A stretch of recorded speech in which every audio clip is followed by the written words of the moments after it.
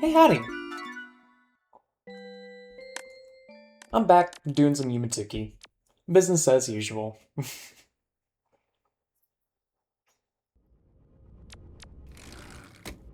I'm still riding a little bit of an adrenaline rush from earlier today, but I'll talk about that in a moment. For the time being, I think we're gonna do dailies today. Just back to my usual stuff, because I don't think I've gone to any of these as dailies before. And, you know, this will be a nice thing. Nice thing for the sake of working towards that expedition badge. Currently, we were at, what, 589 out of 800? We've still got a long way to go there. But I'm gonna try my best. Gonna try my best. You can count on me for that. So this first one is Watching Waters.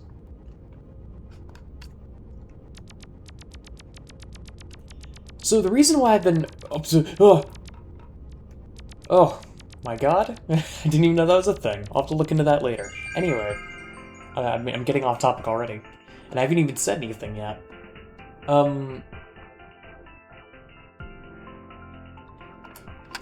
So the reason why I'm so frazzled is because we had to give presentations in machine learning today, and this is like the big end of semester thing.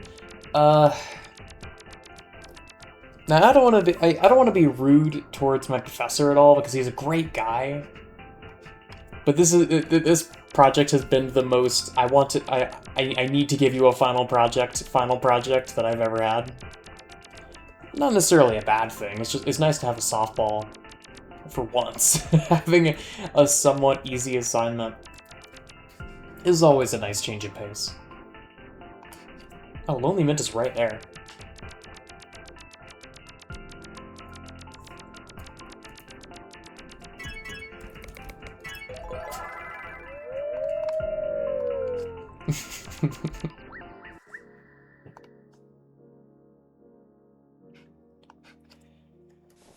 But I ended up giving my presentation because the general shtick with it was take a topic that we covered at some point during this semester and then do a presentation on it. A presentation of some description.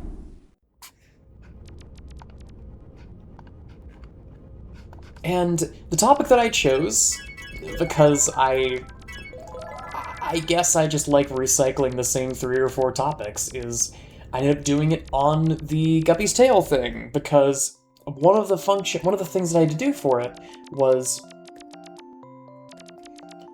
one of the metrics that I used was something that's called an R-squared score. Now, if you've never had to take a statistics class, you might have not heard of an R-squared score before. The high level like high level description of it is that an R-squared score for a set of data is when you're graphing 2 different variables.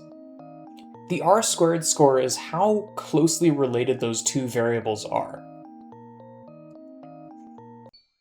Another way to frame it that a lot of people use, because it's like it makes logical sense, is imagine that you have a... Wait, do I need anything special? No.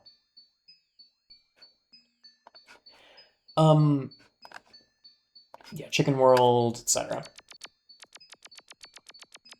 The best way to describe it is imagine that you have a set of data, and imagine that you calculate a line of best fit for that data set.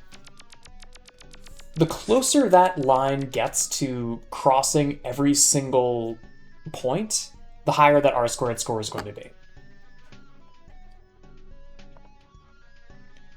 And then it's Nazca.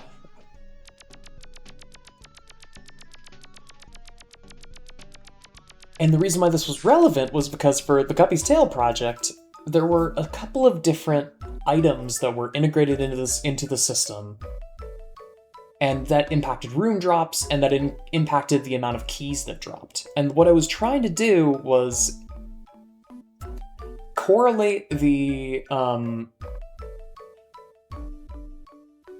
where are you? Bottom left, right.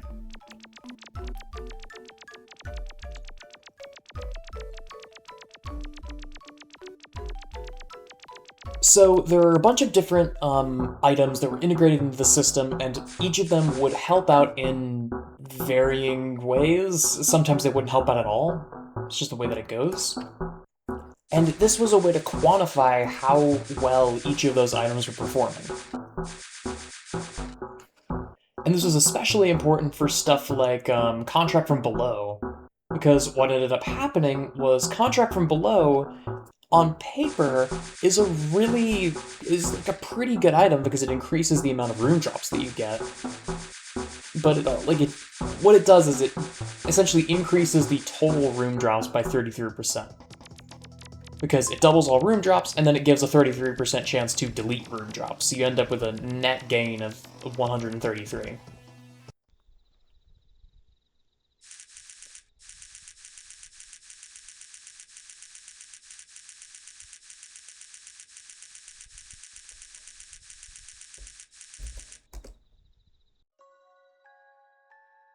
Perfect. Now, last one is Dream Tropics. This is going to take a while. I know for a fact this is going to take a while.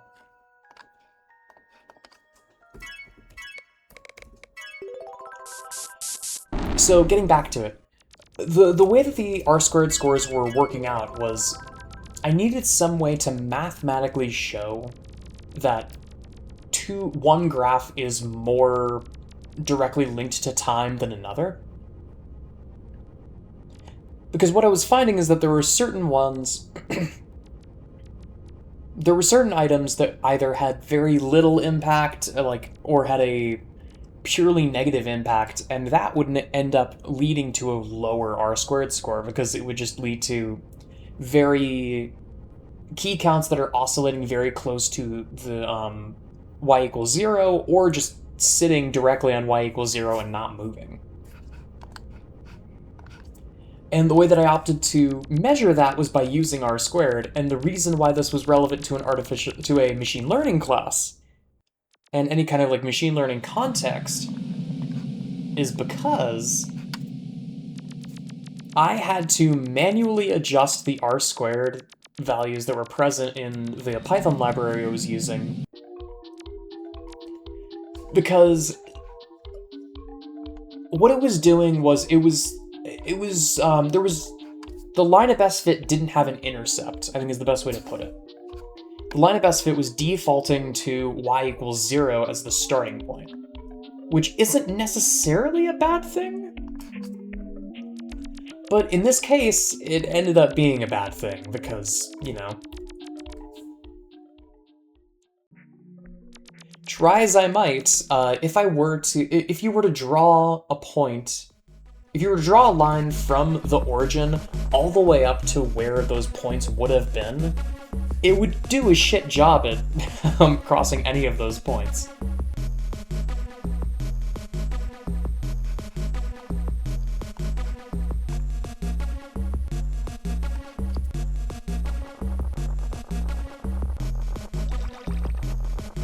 I assume it would probably cross one of them, but even then, it wouldn't be amazing.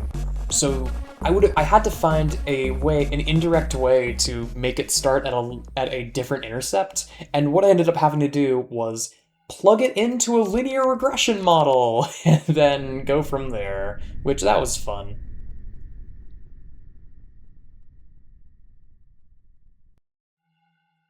Hang on, I gotta take a picture of the goofball. I don't know if I've taken a picture of this yet.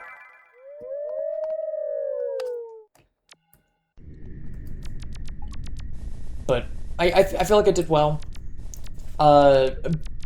Gauging the response from my professor seemed kind of nonplussed about it, but also it was such a weird and unique project that he didn't really know what to say, and honestly, that's a good thing. I am more than happy to end up with a weird and quirky and esoteric project that my professor is not able to pick apart with questions.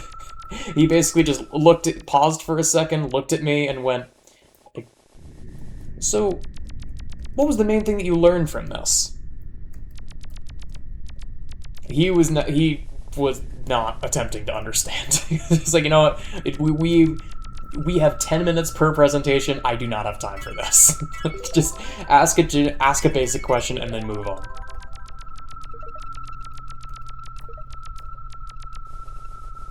And fair enough, it worked. It's actually a pretty good...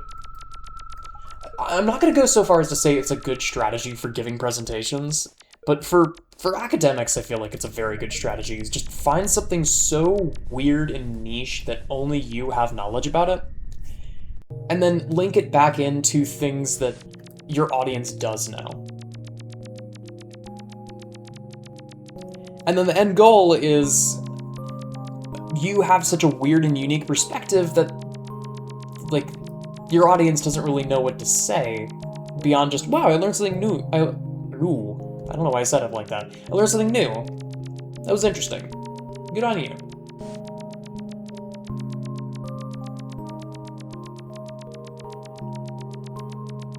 So far, that smokescreen has worked for 2 different projects this semester, and hopefully it doesn't come back to bite me in the butt, but I've been having fun with it. Because, I mean, the other projects that I was working on that used that strategy was the project where I was taking Yumaniki thumbnails and trying to do an image synthesis project with them, which, I'm gonna be real, kind of crashed and burned, but I got enough information out of it that I was able to kind of make something work for a write-up. I don't know, I wasn't super happy with it.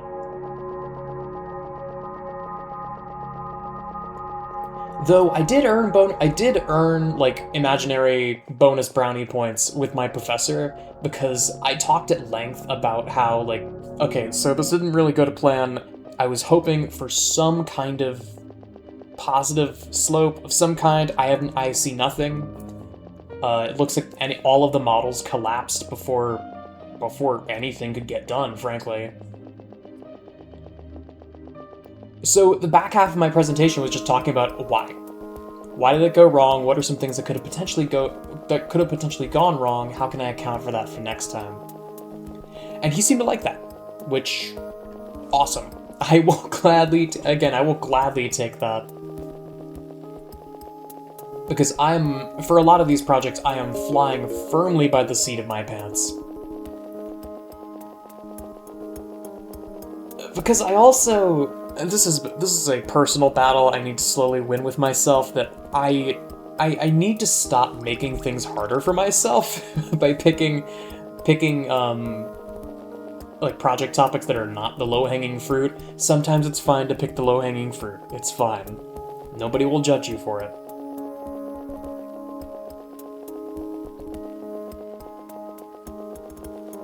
But to be perfectly honest, it's a double-edged sword, because it leads to a lot of those situations of the professor being like, yeah, that's a really unique take on it. I've never seen anything quite like this. It's not an amazing presentation, but the unique factor, I think, carries a lot of it.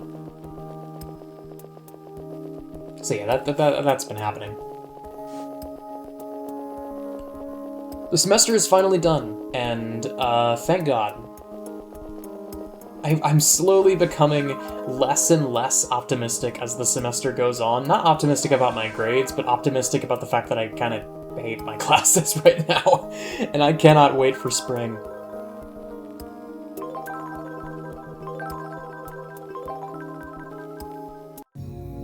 So I think out of the 3, my favorite might be machine learning. It's either machine learning or game dev. I'm not huge on image synthesis because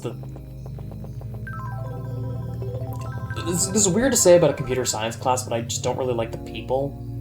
Like, the professor is chill enough, but I get very arrogant vibes from some of the other people in the class. I don't really know how best to describe it.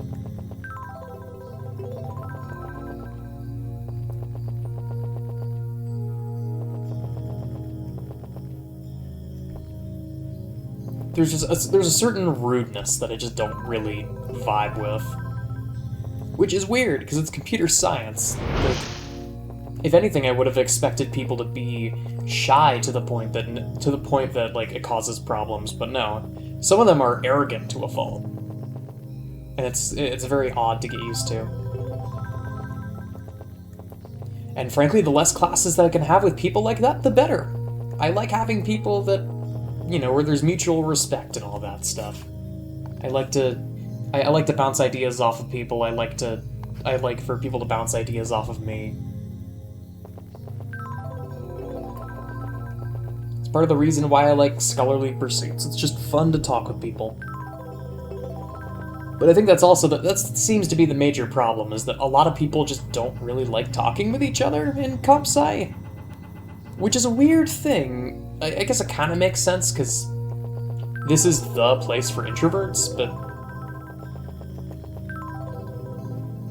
I don't want to be mean when I say this, but after a certain point you have to get over yourself because it's college.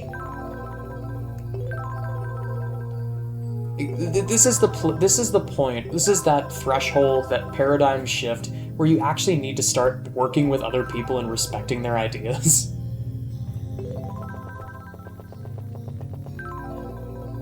And if you're gonna continue to be super arrogant, then nothing's gonna get done. So, like, I don't entirely see their angle for some of the people I'm in class with.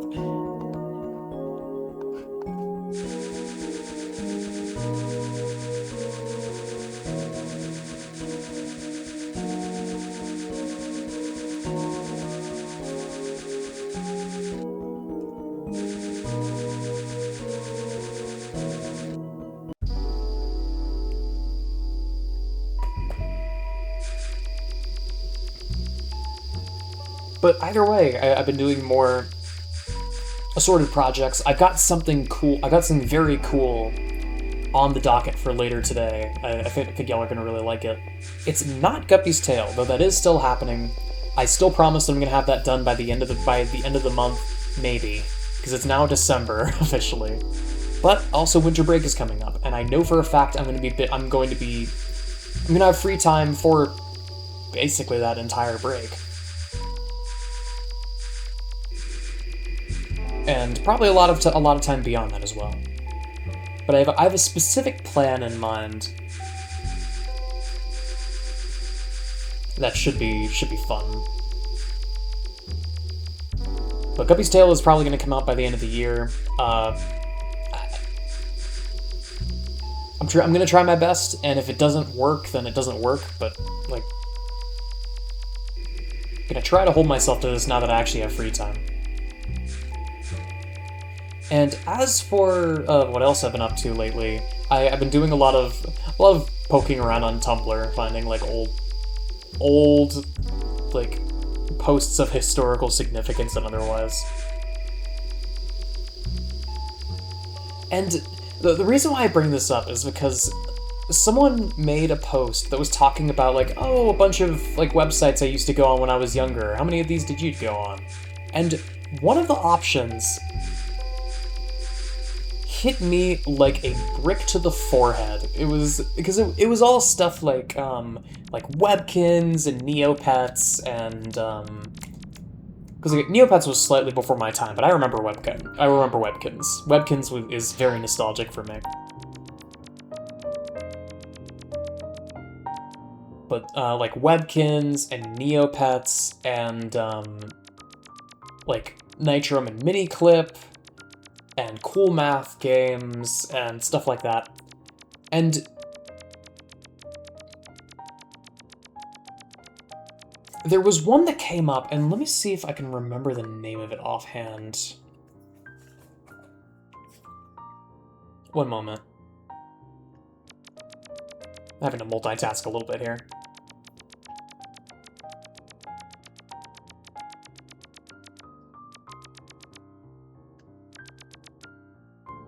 Funbrain! Yes, that was the name of it. It was funbrain.com.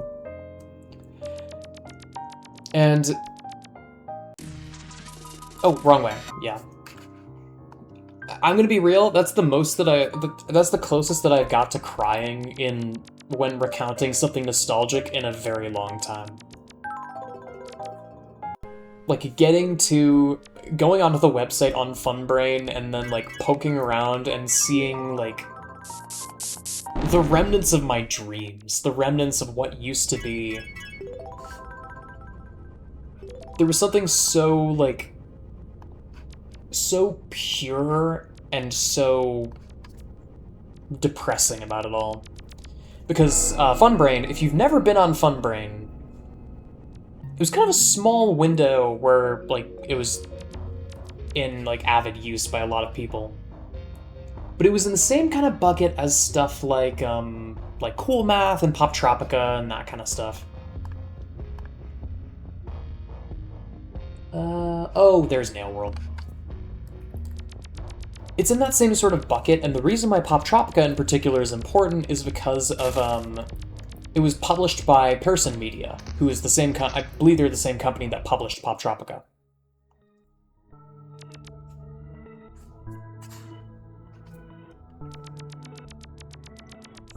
And the other thing of note is, like, there would be banner ads constantly there would be constant banner ads for Pop Tropica inside of Funbrain, and that's how a lot of people, myself included, first learned about it. Okay, window room, Red Nail Passage, okay.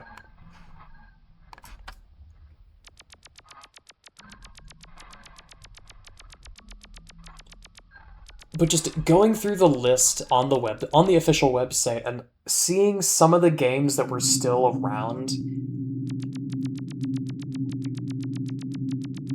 it was such a blast from the past. Like, it made me genuinely very emotional flipping through all of these and, like, seeing that a lot of them are kind of broken these days, which is unfortunate, but whatever. Like, it's from... A lot of these are from, like, 10, maybe even 15 years ago. A lot of them closer to 15, frankly. A lot of them are from, like, the mid to late 2000s. And a lot of them are not designed to run on modern hardware of basically any kind.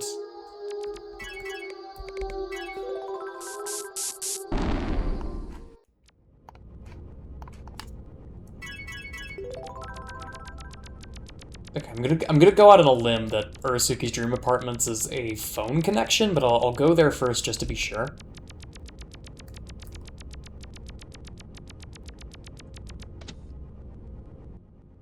Yeah, it is. Okay.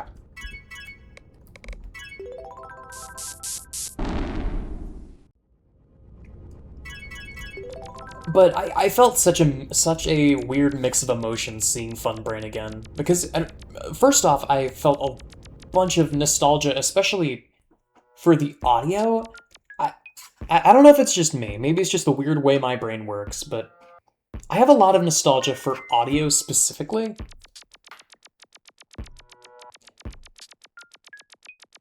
And this is one of those websites that is very unabashed about just using stock, like, Flash or other, like, stock sound effects. And there's something so incredibly beautiful about it.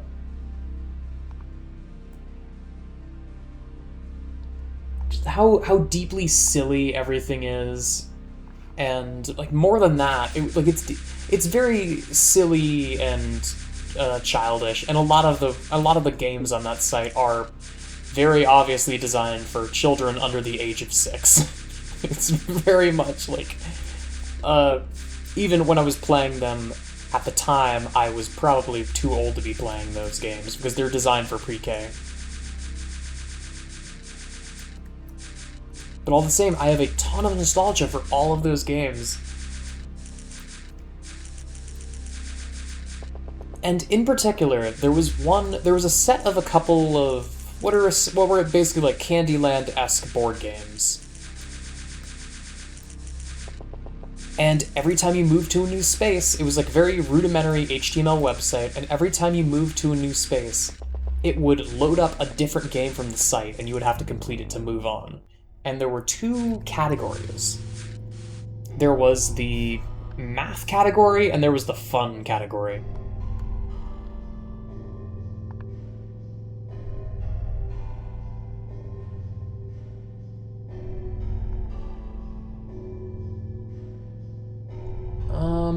What?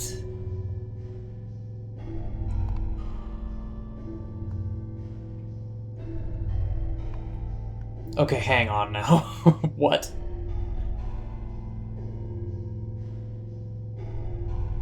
I see. So I just need to go through the same set of doors 20 times.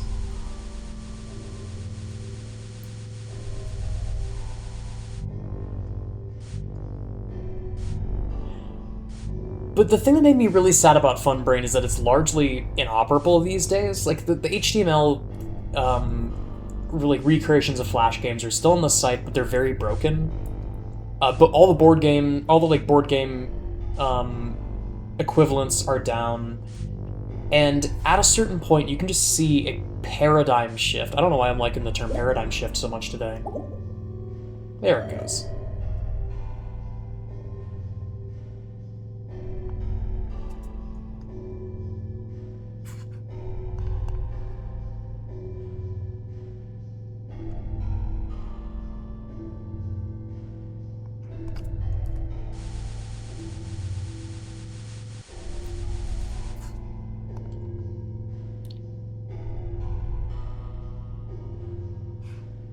I don't like this. I don't like this at all.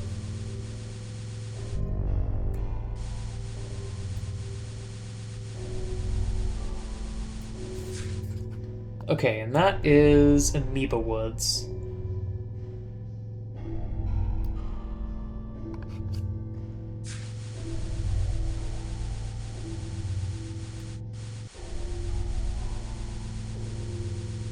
And then the eye. It seems like it's random where this goes.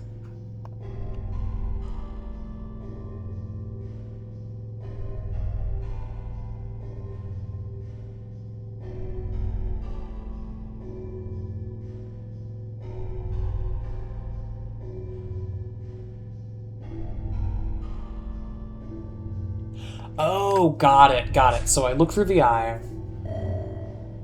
and there's this one with the lantern. And now I need to locate this one with this entrance to the lantern, which is right over here on the right, below the entrance to Blue Rock Depths.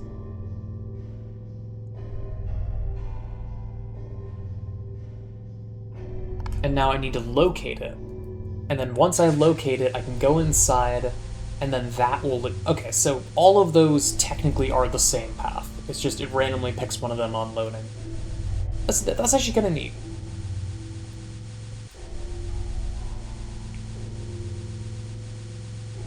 But there's something so sanitary about Funbrain these days that just fills me with so much,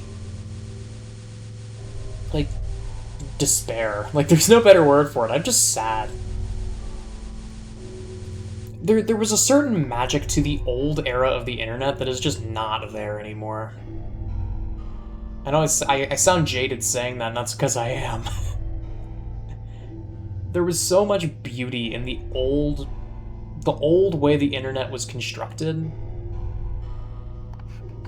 Just like that stumble upon attitude, where you could just go on and you could find anything. Come hell or high water, you can learn anything you wanted from the internet. Now, granted, should a 5-year-old be able to learn some of these things? The answer is probably not. But we were there anyway, and we had a really fun time.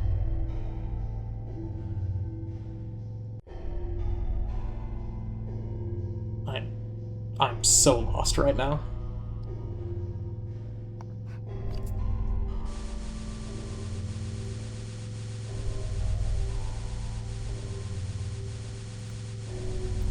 I haven't found a lantern of any kind, much less the one that I need to look for.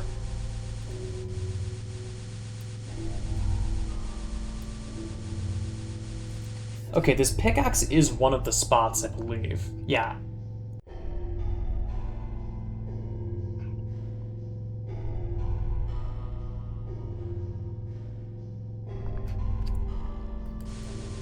So if I head due west, I should be able to find that bit that I'm missing. That, like, part of the map.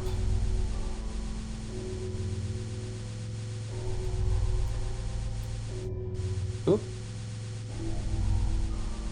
Should be over here somewhere. Yes, here.